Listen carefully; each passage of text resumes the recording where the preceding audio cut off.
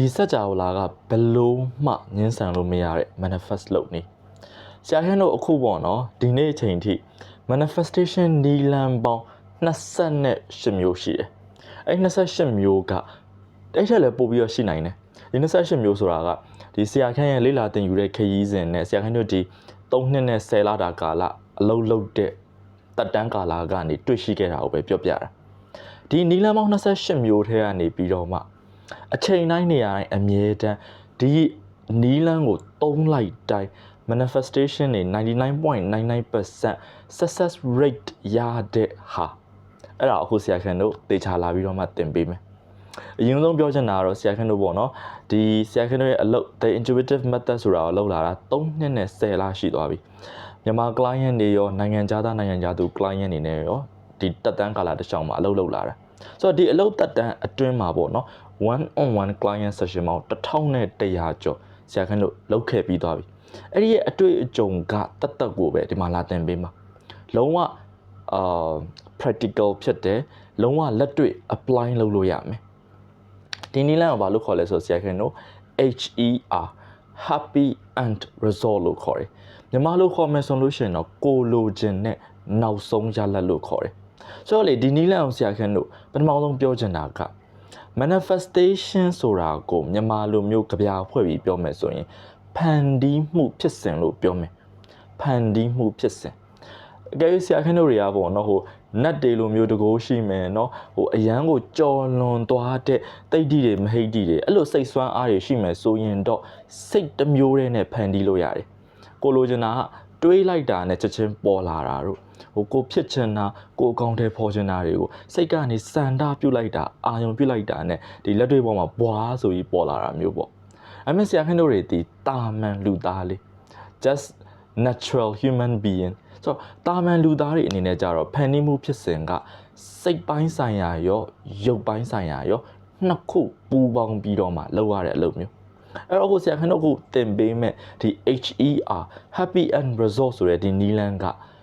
စိတ်ပိုင်းဆိုင်ရာရောရုပ်ပိုင်းဆိုင်ရာရောကိုဘယ်လိုပူးပေါင်းပြီးဖန်တီးမှုလုပ်ရမလဲဆိုတာပါဝင်တယ်တခြားလေးတစ်ထောင်ကြည့်ရအောင်အရင်ဆုံးနံပါတ်1ကကြတော့လေစိတ်ကူးရင်ပုံရိပ်ပေါ်ပေးရမယ်ဒါပေမဲ့အဲ့စိတ်ကူးရင်ပုံရိပ်တီတာမန်ဂျာကန်စိတ်ကူးရင်ပုံရိပ်ဖြစ်လို့မရအောင်ဆိုပါစို့ကိုကကိုရီးယားမှာအလုပ်သွားလုပ်ချင်တယ်ဒါပေမဲ့ကိုတွေးနေတာတွေကကိုရီးယားအလုပ်သွားလုပ်ဖို့အတွက် EPS ဆောင်ရွက်အောင်ဖို့ scale test ဆောင်ရွက်တွေအောင်ဖို့သို့မဟုတ်ဒီသွားဖို့အတွက်အရင်ဆုံးအရင်နှီးပတ်စံရဖို့ဒီအရာတွေကိုကိုကစိတ်ကူးပုံရိပ်ပေါ်ပြီးတွေးမယ်ဆိုရင်တွေးလို့တော့ရတယ်ဒါပေမဲ့ဆရာခင်းတို့နီလန်အရာကအဲ့ဒါအလုံးမဖြစ်ဘူးဆရာခင်းတို့ရဲ့ happy end result HER တီလိုချင်တဲ့ဟိုနောက်ဆုံးရလဒ်ကိုပဲပုံရိပ်ပေါ်ပြီးတော့စိတ်ကူးမြင်ရမှာလိုချင်တဲ့နောက်ဆုံးရလဒ်ကိုရီးယားမှာအလုပ်သွားလုပ်ချင်တယ်ဆိုလို့ရှိရင်ကိုကကိုရီးယားဆိုတဲ့ဒီနိုင်ငံရဲ့နယ်မြေကိုဒီလူကိုယ်ရောက်သွားပြီကိုရီးယားဆိုတဲ့နယ်မြေကိုအောင်မြင်မြင်ခြေချပြီးသွားပြီအဲ့ဒီကိုရီးယားနိုင်ငံနယ်မြေမှာကိုလိုချင်တဲ့အလုပ်ကိုကအခုလုပ်နေပြီကိုတနေ့အဲ့ရနိုးထပြီးတော့အဲ့ရဝင်တဲ့အချိန်ဂျားကာလမှာအဲ့ဒီကိုရီးယားနိုင်ငံကိုရီးယားနယ်မြေမှာအောင်မြင်မြင်ခြေချပြီးတော့ကိုလုပ်ချင်တဲ့အလုပ်ကိုအခုလက်တွေ့လုပ်နေပြီကိုလိုချင်တဲ့လစာနှုံထားဝင်ငွေမျိုးကလည်းဒီအလုပ်ကနေပြီးတော့လစာရနေပြီဆိုတဲ့အခုလိုမျိုးဟိုးနောက်ဆုံးရလက် end result ကိုတကယ်လိုချင်တဲ့ happy end result ကိုပဲပုံဖော်ပြီးတော့စိတ်ကူးရင်ရမှာဖြစ်ပါတယ်အခုဒါဆရာခန့်ဟိုကိုရီးယားမှာအလုပ်သွားလုပ်တယ်ဆိုဥပမာပြောတာပေါ့နော်အခြေရေးတွေနော်ကိုယ့်ရဲ့ crush ကို happy end result စိတ်ကူးပုံရိပ်ဖော်ပြီးတော့တွေးလို့ရတယ်ရည်သားဟောင်းနဲ့ပတ်သက်ပြီးတော့လေ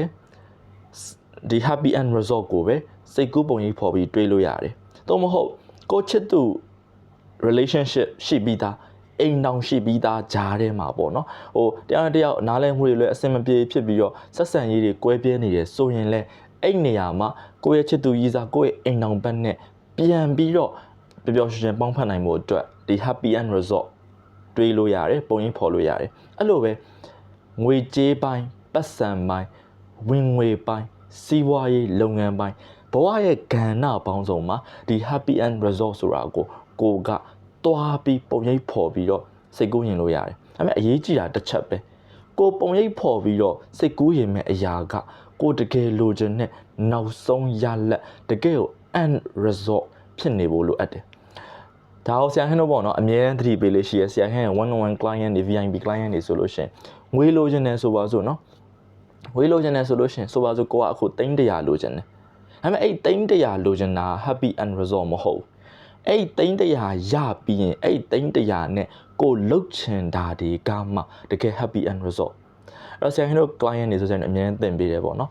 ငွေပမာဏကိုတွားပြီးတော့မတွေးနေနဲ့ဒီငွေကိုငါရလာပြီးတော့ဒီငွေရပေါ်လာပြီးတော့ဒီငွေရချဲပေါက်ပြီးထီပေါက်ပြီးတော့အမွေရပြီးတော့အဲ့ဒီငွေရတယ်ဆိုတာကိုမတွေးဘဲနဲ့အဲ့ဒီငွေရတယ်ဆိုရဲဒီအဆင့်တွေကိုကြော်ပလိုက်ဟိုးကြော်ပြီးတော့ဒီငွေနဲ့ကိုလှုပ်ချင်တဲ့အရာတွေကိုအခုဒီနေ့ဒီရက်မှာလုံနေပြီလုံနိုင်နေပြီလုတ်ကင်နေပြီဆိုတဲ့တကယ်အဲ့ဒီနောက်ဆုံးရလက်ကိုပဲဆရာတို့ပုံဖော်ပြီးတော့စိတ်ကူးပုံရိပ်ဖော်စိတ်ကူးရင်ရတယ်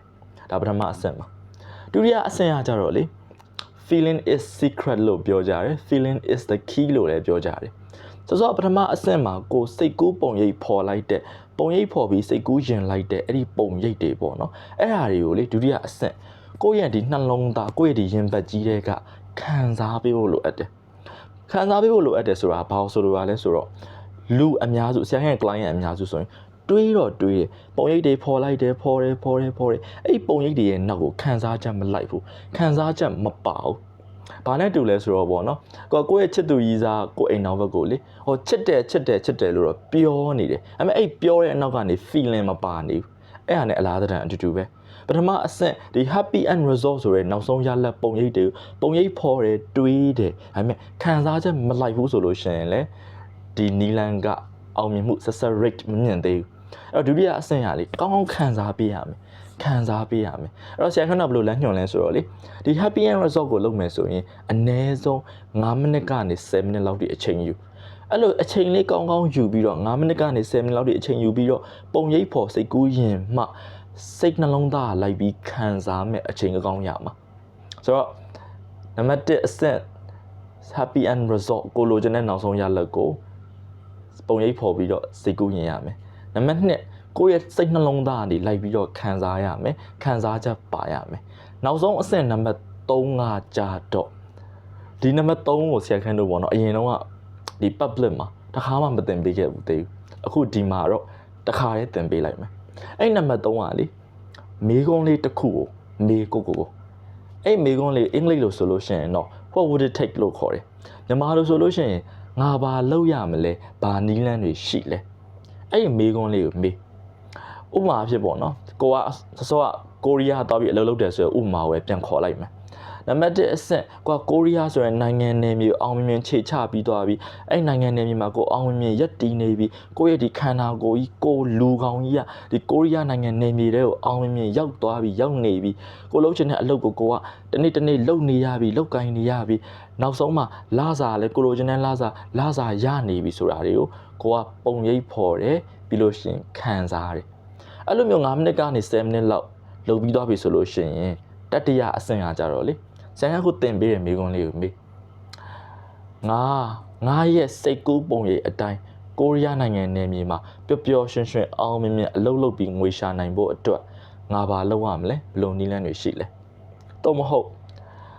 ငါ crush နဲ့ငါရဲ့စိတ်ကူးပုံရိပ်ထဲကအတိုင်းပျော်ရွှင်အချိန်တွေဖြတ်တန်းကုန်ဆုံးမှုအတွက်ငါဘာလုပ်ရမလဲဘယ်လိုနည်းလမ်းတွေရှိလဲတော့မဟုတ်ငါရဲ့ EX ငါစီကိုပျော်ရွှင်နဲ့ပြန်လာဆက်သွယ်ဖို့အတွက်ငါဘာလုပ်ရမလဲဘယ်လိုနည်းလမ်းတွေရှိလဲအင်္ဂလိပ်လိုဆိုရင်တော့ what would it take မြန်မာလိုမေးမယ်ဆိုရင်တော့ငါဘာလုပ်ရမလဲဘယ်လိုနည်းလမ်းတွေရှိလဲဆိုတော့ဒီအဆင့်3ဆင့်ဆရာခန့်ကိုအသေးစိတ် step by step လမ်းညွှန်ပေးသွားတယ်သင်ပေးသွားတယ်ဒါဆရာခန့်တို့1 on 1 VIP client တွေကိုသင်တဲ့ပုံစံအတိုင်းတသွေးမသိမ်းသင်ပေးတာဒီအတိုင်းလက်တွေ့လုပ်ကြည့်တရက်ကို10မိနစ်လောက်လုပ်ကြည့်တပတ်2ပတ်လောက်စတိုက်လုပ်ကြည့်9ရက်14ရက်လောက်ပေါ့နော်ပြီးရင်ကိုဘွားမှာဘာတွေပေါ်လာလဲဆရာခန့်ပြန်လာပြောပြဆရာခန့်စီမှာ online သင်တန်းလည်းရှိတယ်သင်တန်းကြီး9000ကျပ်တဲ့အပ်ချင်တယ်ဆိုရင် Facebook page အပ်လို့ရတယ် Viber ကိုတိုက်ရိုက်အပ်လို့ရတယ်အားလုံးသင်တန်းကြီး9000ကျပ်နဲ့ဆရာခန့် online သင်တန်းကိုတက်လို့ရပါပြီခင်ဗျာ